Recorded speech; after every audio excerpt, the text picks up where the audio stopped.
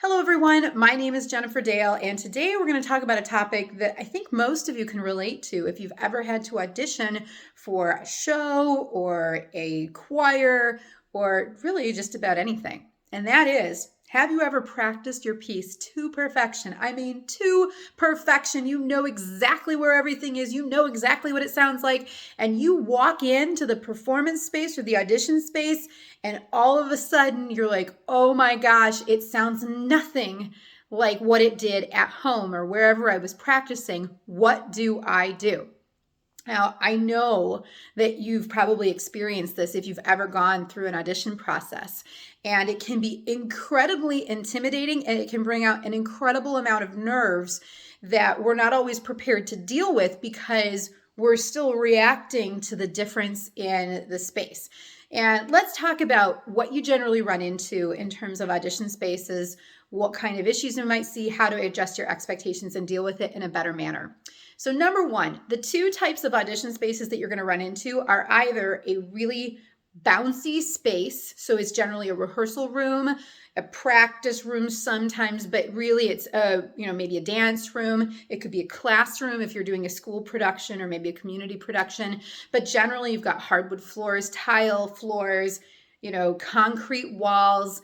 There's not generally a ton of furniture, but even if there is, it's all hardwood or some type of hard material. So there's nothing that absorbs the sound, and it generally bounces and then comes right back to you. And a lot of times you sound a lot brighter than you're used to, a lot louder than you're used to, and it comes back at you and you almost kind of flinch because this is not what you signed up for, right? This is not what you're used to when when you're singing your song or dealing with your role, etc. The other type of audition space is a performance space. So generally you're talking about a stage which is anywhere from 15 to 25 or 30 feet tall before we get into how large it is depending on the house. If it's 300 people in the audience up to 2,500 people in the audience, there's a lot of space to fill. You generally have very large curtains at that point. You've got a lot of chairs that are covered in some type of carpeted material or soft material. There's carpet on the floor. So you have a stage surface right where you're standing, but generally the rest of the space has a lot of stuff, for lack of a better term, that's going to absorb your sound. And so in this case, it's like you open your mouth and you know that you're singing loudly for you, and yet it seems to just disappear. And so that's generally the moment of peak anxiety where you have all these nerves and all of this wonderment of, oh my gosh, how do I adjust my performance?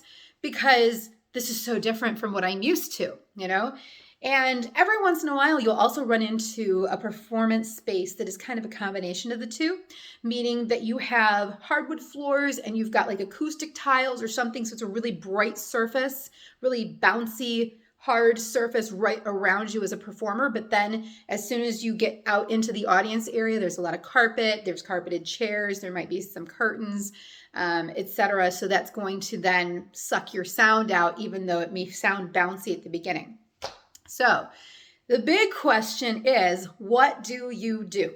So let's start with the number one thing, and that is to stay calm. Stay calm. Do not freak out, and also realize that this is not a time to completely shift your performance or what you were trying to do volume-wise, etc. The reason being is that you want to stay as close to home as possible because that's going to keep you confident and that's what's going to give you the best performance. So the other thing is when you get nervous, everything constricts. We don't get as much air.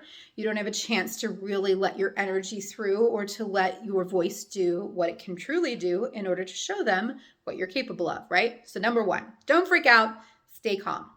Number two, how you adjust, okay? So you do some adjustment, but not, I'm just going to do a totally different thing. And I would say the number one thing is in this section, do not flinch or look like you are trying to listen to yourself while you're singing. And I know this can be really difficult because if you're in a loud room, it's going to be like, oh my goodness, this sounds so loud. I'm just not used to this. So here's where the importance of practicing your hearing of your voice by what's happening inside and sensation versus just through your ears makes a big difference. Because the reality is, when we're singing, regardless of whether you're singing in a practice room or in an audition space, a performance space, etc., you only hear 20% of what you're creating through your ears. The rest is through your bones. And so, and most people do not understand the incredible number of variables in your environment that can affect how it sounds to your ears. So if the only thing you're doing is trying to adjust your performance based on what you hear, you are going to be in for a very miserable experience no matter where you go. Okay. The most important thing and what's going to give you the most solid performance and the most consistent performance from practice to audition or performance space is to focus on what you're creating inside. Okay. So that means, how much air am I getting in? How loud do I feel that I'm singing and projecting based on what I feel inside, not how do I hear? Because hearing is a reaction, especially in those spaces. The other thing is, when you do adjust your volume, if you adjust your volume, in some places you might want to adjust it a little bit down. In the bouncy areas, you might adjust a little bit up, and I'm talking like 10 or 20% in the performance spaces that have a lot of curtains. But what you really want to focus on is letting the air do the volume change, not the vocal cords. So what happens generally when we are going to adjust our performance, and usually it's out of anxiety, is that we try to adjust our volume by pushing on our vocal cords, and you can feel it because there's like a little stress, or it feels like a little bit of pressure. And that's the number one identifier that you are going to oversing, and you're probably going to make yourself hoarse. Just shouting it or trying to adjust that way is a recipe for disaster, and it's actually not going to change and it's definitely not going to improve the quality of your audition. In fact, it will most likely throw you off pitch, and it will most likely throw off your performance so that the production staff listening to you is going to be like, something's off and I'm not sure what it is. But you don't want to have that reaction at all. What you want to think about, number one, right? Stay calm. Don't freak out.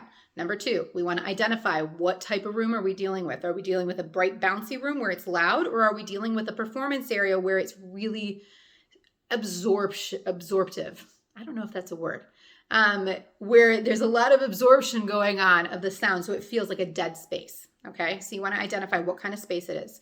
If you have the ability to do like a test sound, to just sing a little bit or speak a little bit, that will help you. If you don't have a chance, just listen to some of the people ahead of you, or listen to what's happening when the production staff is talking. You will be able to figure it out pretty quickly. The next step is the first thing is really to decide if you need to adjust. If it's not that big of a difference, then I would not adjust your performance and stick as truthfully to what you've practiced as possible. If you feel like, oh my gosh, it's so loud, or oh, it's so soft, then you might want to adjust your volume, but you're going to do it specifically through your diaphragm and through creating more air. And this is regardless of whether you're going to get softer or louder, because when you get softer, you don't necessarily just need less air. A lot of times people think that, and then what happens is we don't get the notes out. So never, ever, ever go for less air, just go for less volume. And realistically, in a bouncy room, you only need to adjust maybe 10 to 20%. The bigger adjustment would be in a performance space where all your sound's getting sucked into, like the carpets or the furniture. And that's where you're going to adjust up maybe 20 to 30%. But what you need to watch for, and you want to practice this before you walk into an audition so you get an idea of what you're dealing with.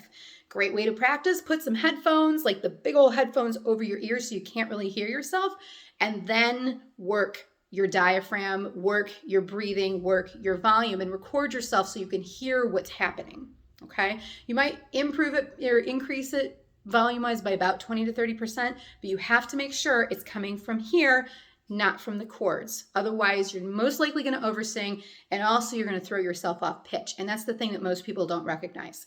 You almost always will throw yourself off pitch if you push from here. And it does not matter what register you're in. Okay. So like I said, just to kind of re-go through the list one more time.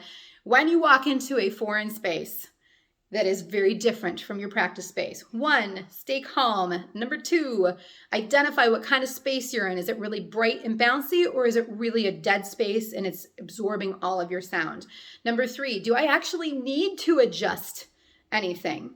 You may not need to adjust it depending on the size of the room or how close the production staff is sitting to you. If you do need to adjust volume, you need to do it through your diaphragm and your air support, not through your vocal cords. Okay? I hope this helps. I really want you to be able to do a great audition no matter where you are and to walk out having a good voice for your next one. That's it for today. Hope this helps. Have a great one, and I'll see you next time.